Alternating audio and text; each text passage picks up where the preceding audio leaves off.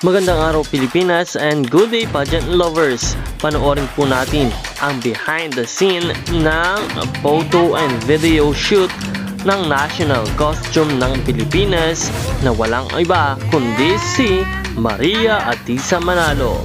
Talagang lumutang ang ganda ng ating reyna sa kanyang national costume na dinisenyo ng isang sikat na designer from the Philippines. Napakaganda at napakagaling ng pagkakagawa ng kanyang national costume. Let's watch this! And action!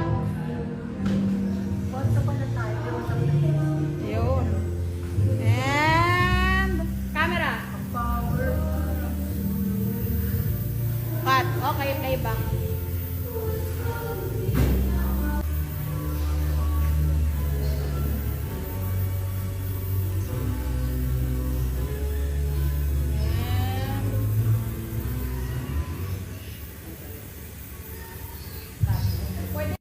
Maraming salamat sa iyong panonood at huwag kalimutan na mag-subscribe dito sa aking channel para sa lahat ng mga updates.